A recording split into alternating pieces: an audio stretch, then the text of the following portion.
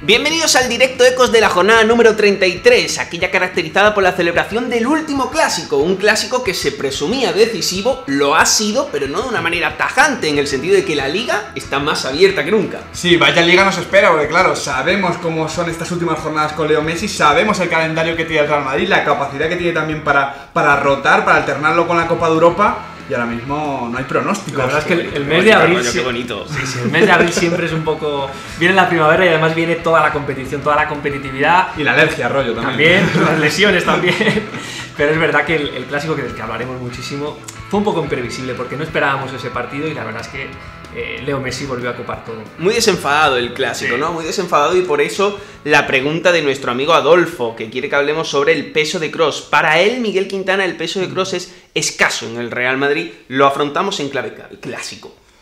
A ver, yo entiendo que se asocie el poco peso de Toni Kroos a la poca pausa, al poco control que tuvo el Real Madrid, a las secuencias de pases cortitas que ejemplificó el Real Madrid de Zinedine Zidane, pero yo sí que creo que su pieza tuvo un valor estratégico clave por esa agresividad, por esa presión, por esa capacidad para meter el primer pase e iniciar las transiciones, y en realidad, como tú decías en el artículo hoy en la web de Ecos, el Real Madrid, por cada 3 ocasiones que generaba, el Barça generaba 2, o sea, Sí. el saldo era positivo. Lo que pasa es que no era lo mismo la cantidad que la calidad. Yo entiendo a Adolfo Arroyo. Yo también. Yo entiendo a Adolfo porque es verdad que, a ver, Toni Kroos ahora mismo es el gran especialista europeo en posesión de balón, es el gran director que existe, y el Madrid casi nunca afronta sus partidos en clave a aumentar la calidad de su posesión, a aumentar el porcentaje de su posesión. Pero casi lo nunca, hace ¿no? Kroos. Sí, Kroos es un añadido, es como una especie de aliño, pero como si el Madrid no fuese una ensalada, o sea, no sé cómo explicarlo, ¿no? Y ayer en el clásico, al fin y al cabo, el Madrid lo que quería era producir mucho volumen,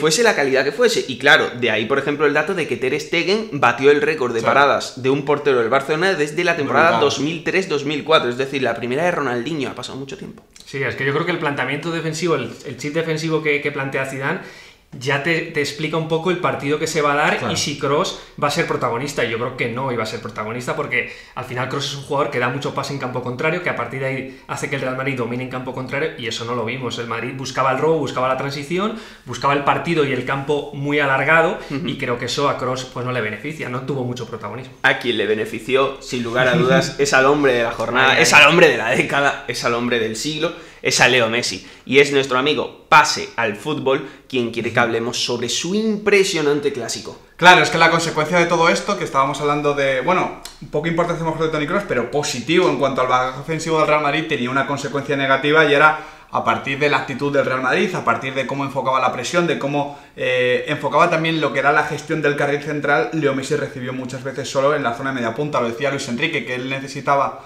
generar juego por detrás y luego tener fijados a Suárez y a Paco Alcácer para que fijasen a la defensa. Ahí Messi prácticamente se enfrentaba en un duelo individual muchas veces con Casemiro, casi siempre con Casemiro. Es que prácticamente no, es que era siempre, porque el Madrid Claro. emparejó en presión, tenía triángulo Es lo que contra te decía, triángulo. Es que parecía uno de esos marcajes del Celta de Vigo de Eduardo Berizzo, en los Sí. que cada uno, el Sí, interior sí, se sí. coge el interior y demás. Es así. ¿Qué sucedió? Que encima Casemiro metía la pierna, no Exactamente, aguantaba. exactamente. Y eso ya era para que Leo Messi se pusiese aquí y los mares se abriesen. Es verdad que dentro de esa idea, el jugador más capacitado para intentar robar a Messi pues es Casemiro, dentro del centro del campo del Real Madrid. Es un del jugador, Madrid, sí. claro, para el quite y para ir a por ese robo, pues es el más capacitado. Pero es que a Leo Messi normalmente cuando se defienden esas situaciones, el más capacitado no es el que mete el pie, es el que aguanta y aprovecha oportunidad. Por ejemplo, Gregor Krychowiak, que ha sido siempre el paradigma de cómo defender a Leo Messi en esas zonas, aguantaba y solo metía la pierna como última opción. Sí. Y sobre todo esperar a que venga un amigo a ayudarte, porque tú solo es Una que no ayuda. puedes contra Claro, Messi. claro, es un poco la idea defensiva siempre ha sido eso, escalonar la ayuda,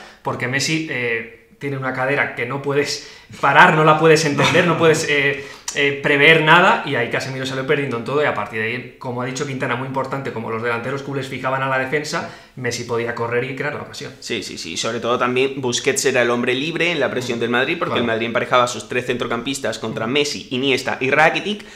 A mí me pareció una medida, una vez decides jugarte ese partido, me parecía sentido. correcto. Claro, me parecía correcto, porque Busquets no es un jugador que te vaya a profundizar, no es un jugador que te vaya a traer marcas, es un Y jugador es que lo te va a raro, soltar la lo pelota. raro, porque normalmente los entrenadores marcan a Busquets. Sí, en una medida que yo no siempre entiendo, Por eso. sinceramente. Entonces, como Busquets lo que va a hacer es pasar y tú lo que quieres es presionar sobre espalda de Rakitic, Iniesta Claro. y Messi, tenía sentido. Lo que ocurre es que, claro, es que Messi no tiene sentido.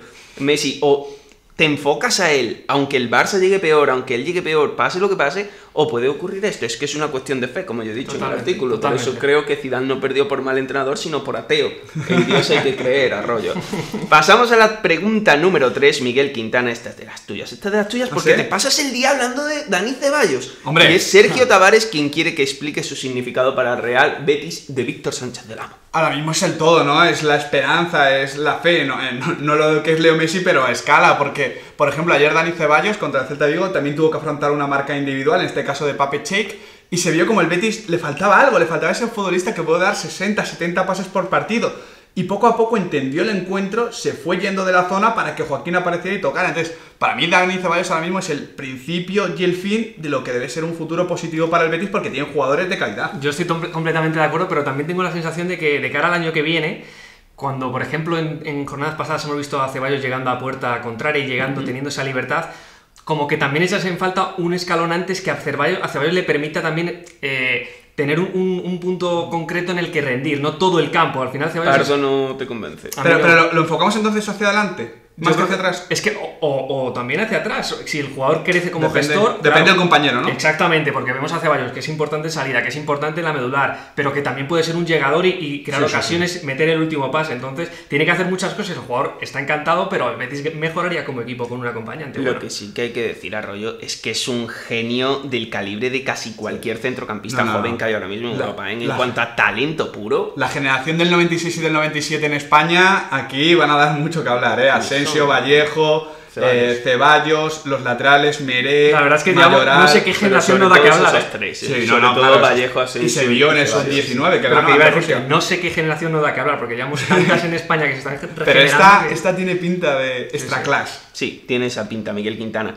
Arroyo, ¿qué me dices de la pregunta de Pablo Food? Porque dice que Kenan Codro y Roberto Torres están en un gran momento, y aunque sea insuficiente para Osasuna, que no está despegando, hay que valorarlos, ¿no? La verdad es que sí, a ver, en Osasuna siempre comentamos que colectivamente da buenas sensaciones, al final es un poco un tema de calidad, pero sí que es verdad que son dos jugadores que siempre hablamos de Sergio León, siempre hablamos también de Clerc, de los carrileros, pero son jugadores que están muy también relacionados con lo que Osasuna hace con la pelota y lo que hace en campo contrario. Son jugadores que dan soluciones, dan profundidad, y bueno, Roberto Torres es un jugador, por ejemplo, que entre líneas siempre le da presencia a Osasuna y le da un poquito de ayuda a Sergio León. A mí lo de Roberto Torres no me extraña, pero lo de Kenan Codro sí, porque como delantero le veo pocas cositas, sí que es muy batallador, sí que es muy activo, sí que aprovecha muy bien el trabajo que haga Sergio León como compañero de ataque, pero se me queda un poco corto, entonces no podría decir que estos... ¿Jugando bien? Sí, por eso, pero no podría decir que estos partidos tan buenos que está teniendo, como otros futbolistas, por ejemplo, Sergio León, Mikel Vesga, jugadores de descenso que están jugando bien, puedan tener una continuidad en años que vienen, porque me cuesta verle. Te entiendo. ¿Crees que es producto de las circunstancias? Sí, sobre todo porque jugar en dupla de ataque, y no todos los equipos juegan con dos delanteros arriba. Sí, eso es cierto.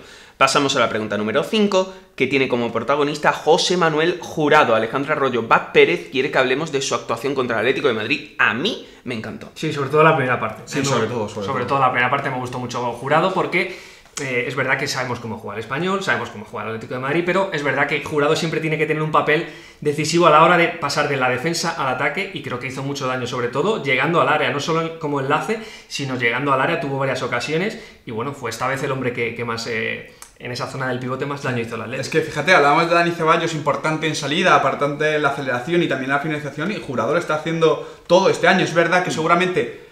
porque está jugando en diferentes posiciones, o sea, no lo hace todo en un partido, pero sí puede terminar haciéndolo todo. Y en esa primera parte en la que al final, Pablo Simeone se vio obligado a cambiar a Fernando Torres para meter a Tomás Partey, uno de los principales elementos de desequilibrio que encontró el Español fue Jurado. Es muy bueno.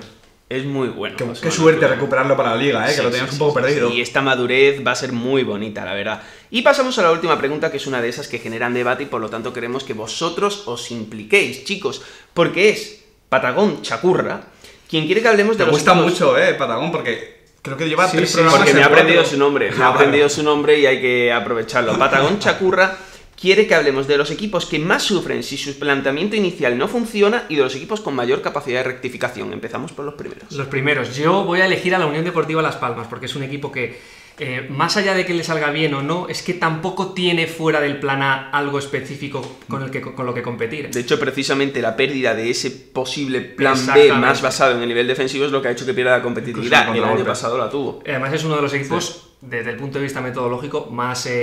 Radical. Exactamente, más radicales, y creo que eso le hace que cuando tiene bien la pelota, pues está cómodo, pero cuando le ponen en problemas le cuesta encontrar la solución. ¿Te doy el mío, Quintana? Sí, aunque por lo que hemos hablado de récord, no me has dicho el nombre. Creo que no voy a estar de acuerdo. No, creo que no. Antes es la Real Sociedad. Antes pensabais que sí, ¿eh? Es la Real Sociedad. Es que está en el País Vasco, o sea, tenemos diferentes nombres. Sí, en el País Vasco. es mi otro planteamiento, pero para mí es la Real Sociedad. Creo que es un equipo que tiene un plan A bastante positivo, sobre todo cuando tiene a su once titular y especialmente a Yarramendi, William José y Zurutuza, que me parecen las tres piezas más importantes a nivel esquemático, quizá junto a Íñigo Martínez. Yuri también me parece bastante irreemplazable, pero sobre todo esos dos centrocampistas y el delantero, que es otro centrocampista, digamos.